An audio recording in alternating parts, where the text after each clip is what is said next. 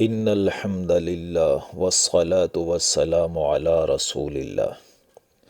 قرآن حکیم کلاس میں آج ہم انشاءاللہ سورۃ الانعام کی آیت نمبر 133 تا 136 کو سمجھیں گے۔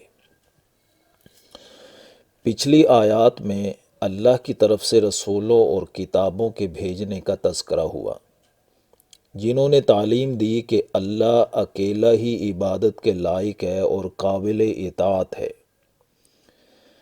اس سے یہ بات ہرگز ذہن میں نہیں آنی چاہیے کہ وہ ہماری عبادت اور اطاعت کا محتاج ہے، بلکہ یہ انسان ہی کو اس کی عبادت اور اطاعت کی احتیاج ہے۔ یہ اس کی رحمت ہے کہ اس نے کائنات کو تخلیق کیا، پھر ساری کائنات کی ربوبیت کر رہا ہے اور لوگوں کو ہدایت اور رہنمائی فراہم کر رہا ہے۔ اگر لوگ تسلیم کریں گے تو اپنا فائدہ کریں گے، اور اگر انکار کریں گے تو نقصان اٹھائیں گے۔ یہی وہ عنوان ہے جو اگلی آیت میں بیان ہو رہا ہے۔ دیکھیے آیت کو، وَرَبُّكَ الْغَنِيُّ ذُو الرَّحْمَةِ، اور تیرا رب بے نیاز بھی ہے، رحمت والا بھی ہے۔ یعنی تمہاری عبادت و اطاعت سے تو بے نیاز ہے، لیکن چونکہ رحمت والا ہے تو اسی رحمت کا تقاضا ہے کہ اس نے رسولوں کو بھیجا ہے، اور ان کے ذریعے ہدایت و رہنمائی اللہ کی سب سے بڑی نعمت و رحمت ہے۔ انسان کو ہی اس ہدایت و رہنمائی کی ضرورت و احتیاج ہے، لہٰذا انسان کو چاہیے اللہ کے رسول صلی اللہ علیہ وسلم پر ایمان لائے اور اس کی غیر مشروط اطاعت کا فیصلہ کرے۔ اور اللہ کی قدرت اور اس کی بے نیازی کا اندازہ اگلی اس بات سے لگائیے کہ ان یشاء یذہبکم ویستخلف من بعدکم ما یشاء، اگر وہ چاہے تو تمہیں لے جائے اور تمہارے بعد جسے چاہے جانشین بنا دے، کما انشأکم من ذریۃ قوم آخرین، جیسا کہ اس نے تمہیں کچھ اور لوگوں کی اولاد سے پیدا کیا ہے۔ یعنی تم دیکھ نہیں رہے ہو کہ تم پچھلے گزرے ہوئے لوگوں کی اولاد ہو جو اس وقت دنیا میں موجود نہیں ہے۔ یہ ایک سلسلہ ہے جو دنیا میں قائم ہے، جو تدریجاً گریجولی رائج ہے، لیکن اس بات کی بھی اللہ کو پوری قدرت ہے کہ وہ یک دم ہی ایک زمانے کے سارے انسانوں کو ختم کر دیں اور نئے لوگ پیدا کر دیں، جیسے قوم نوح کے ساتھ کیا تھا۔ لیکن یہ ہماری صفت رحمت ہی تو ہے جو مہلت دیے چلے جا رہے ہیں۔ انما توعدون لآت، جس چیز کا تم سے وعدہ کیا جاتا ہے وہ یقیناً آنے والا ہے، یعنی انکار کی صورت میں جو عذاب کا وعدہ دیا جا رہا ہے وہ یقیناً آ کے رہے گا، اور جب وہ آ گیا تو وما انتم بمعجزین، تو تم بالکل بھی عاجز نہیں کر سکو گے کہ اللہ کو عاجز کر کے کہیں بھاگ جاؤ۔ آگے فرمایا، قل یا قوم اعملوا علی مکانتکم انی عامل، کہہ دیجئے اے میری قوم تم اپنی جگہ پر عمل کرو، میں اپنی جگہ پر عمل کرنے والا ہوں۔ یعنی انکار کے باوجود جب تک مہلت ملی ہوئی ہے، اپنی اپنی سوچ کے مطابق ہم عمل کرتے رہیں۔ فَسَوْفَ تَعْلَمُونَ مَنْ تَكُونُ لَهُ عَاقِبَةُ الدَّارِ، تو ان قریب تمہیں معلوم ہو جائے گا کہ اس گھر کا انجام کس کے حق میں نکلتا ہے۔ یہاں گھر سے دونوں گھر ہی مراد ہو سکتے ہیں، دنیا بھی اور آخرت بھی۔ تو حضور صلی اللہ علیہ وسلم کو دنیا کا غلبہ بھی حاصل ہوا، اور آخرت کا گھر تو ہے ہی اہل ایمان و اطاعت کے لیے۔ انہ لا یفلح الظالمون، بے شک ظالم کامیاب نہیں ہوں گے۔ اب اگلی جو 5 آیات آ رہی ہیں 136 تا 140، اس میں مشرکین عرب کے باطل نظریات اور غلط رسومات کا تذکرہ ہے۔ دیکھیے آیت نمبر 136 کی طرف، وَجَعَلُوا لِلَّهِ مِمَّا زَرَعَ مِنَ الْحَرْثِ وَالْأَنْعَامِ نَصِيبًا، جو کھیتی اور چوپائے اللہ نے پیدا کیے ہیں انہوں نے اس میں سے ایک حصہ اللہ کے لیے مقرر کیا۔ یعنی ان کی سوچ دیکھیے، پیدا تو اللہ نے کیا لیکن اس میں شریک دوسروں کو کر رہے ہیں۔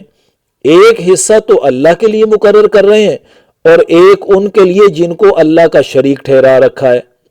لہٰذا اس بات کی وضاحت اللہ اگلے جملے میں کر رہے ہیں کہ فَقَالُوا هَذَا لِلَّهِ بِزَعْمِهِمْ وَهَذَا لِشُرَكَائِنَا، پھر حصے نکال کر وہ کہتے ہیں کہ یہ حصہ اللہ کے لیے ان کے خیال کے مطابق، اور یہ ہمارے شریکوں کے لیے۔ اور جو حصہ وہ اللہ کے لیے مقرر کرتے اس کو خرچ کرتے تھے مہمانوں، مسافروں میں، مسکینوں اور محتاجوں وغیرہ میں، اور جو حصہ وہ شریکوں کے لیے نکالتے تھے ان کو بتوں کے مجاورین میں خرچ کرتے تھے۔ تو بھلا مجاورین کیسے منع کریں گے کہ تم یہ کام نہ کرو؟ ان کی تو موج لگی ہوئی ہے، نذرانے آ رہے ہیں۔ آیت کے اگلے حصے کو سمجھنے سے پہلے ذرا تھوڑی سی بات سمجھیے کہ جب یہ حصے نکالتے تھے نا، اللہ کے لیے بھی اور شریکوں کے لیے بھی، تو اگر کسی بھی وجہ سے اللہ کے شریکوں کا حصہ کم بڑھ جاتا تو اللہ کے حصے میں سے نکال کر شریکوں کے حصے پورے کر دیتے تھے، اور کہا کرتے تھے اللہ تو غنی ہے، اس کو کیا ضرورت ہے، یہ بیچارے محتاج ہیں۔ تو فما کان لشرکائہم فلا یصل الی اللہ، تو جو حصہ ان شریکوں کے لیے ہوتا تھا وہ اللہ کی طرف نہیں پہنچتا تھا، یعنی مشرکین عرب اتنے محتاط رہتے تھے کہ شریکوں کے حصے میں سے کوئی شے بھی اللہ کے حصے کی طرف نہیں پہنچ پاتی تھی۔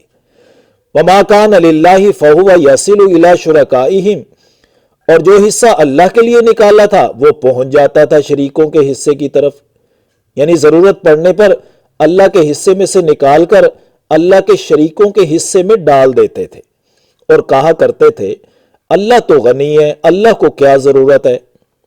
اچھا ایک منٹ یہیں پر ٹھہر کر سوچئے، اللہ کو غنی سمجھنا اور اللہ کے شریکوں کو محتاج سمجھنا، پھر محتاج سمجھ کر اللہ کا شریک ٹھہرا لینا، کتنی بڑی بے وقوفی اور جہالت ہے۔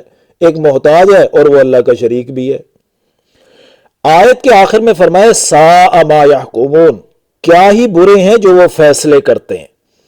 تو یہ برے اور گھٹیا فیصلے ہی ہے نا کہ کھیتی اور چوپائے تو اللہ نے پیدا کیے، پھر حصہ نکالنے میں ان کو بھی شریک کر لینا جو کھیتی اور چوپایوں کو پیدا کرنے میں شریک نہیں تھے، پھر حصے نکال کر جس طرح کی جاہلانہ حرکتیں کی جاتی تھی اور باتیں کی جاتی تھی، وہ سب کے سب فیصلے برے ہی تو تھے جو وہ کرتے تھے۔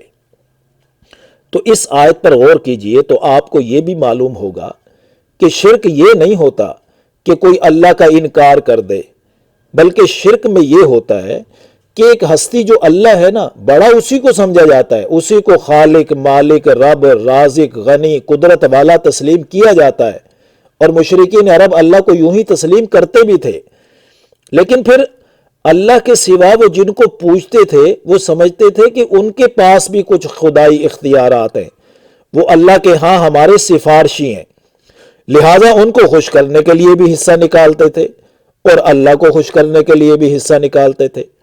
چونکہ اللہ کو غنی سمجھتے تھے اور ان شریکوں کو محتاج سمجھتے تھے تو ان شریکوں کے حصے میں کمی نہیں ہونے دیتے تھے۔ تو اللہ تعالیٰ نے ان تمام باتوں اور نظریات کی تردید کرتے ہوئے فرمایا کہ کیا ہی برے ہیں وہ فیصلے جو وہ کر رہے ہیں۔ یاد رہے اس آیت نمبر 136 سے لے کر 140 تک مشرکین عرب کے باطل نظریات اور غلط رسومات کا تذکرہ ہے۔ صحیح بخاری میں ابن عباس رضی اللہ تعالیٰ عنہ کا فرمان ہے کہ تم سے جو عربوں کی جہالت معلوم کرنا چاہے نا، تم میں سے جو کوئی عربوں کی جہالتوں کو معلوم کرنا چاہے وہ ان آیات کا مطالعہ کرے۔ بس میں اتنی تلقین ضرور کروں گا کہ خدا را قرآنی آیات کا مطالعہ اس انداز میں مت کریں کہ پچھلے لوگوں کی یہ باتیں ہیں، یہ مشرکین عرب کی باتیں ہیں، بلکہ اس انداز میں مطالعہ کریں کہ یہ قیامت تک ہر شخص کے لیے رہنمائی ہے۔ جو حماقت و جہالت مشرکین عرب کی بیان ہو رہی ہے، کہیں ایسا تو نہیں کہ وہ مجھ میں بھی موجود ہے۔ تو سمجھداری یہی ہے کہ وہ حرکات اگر ہم میں موجود ہیں تو ان حماقتوں اور جہالتوں کو فوراً ترک کر دیا جائے تاکہ ہم اللہ کے سامنے سرخرو ہو سکیں۔ مشرکین عرب کی بقیہ باطل رسومات جو اگلی آیات میں بیان ہو رہی ہیں انشاءاللہ ان کو اگلی نشست میں بیان کریں گے۔ اقول قولی ھذا استغفر اللہ لی ولکم ولسائر المسلمین والمسلمات آمین یا رب العالمین۔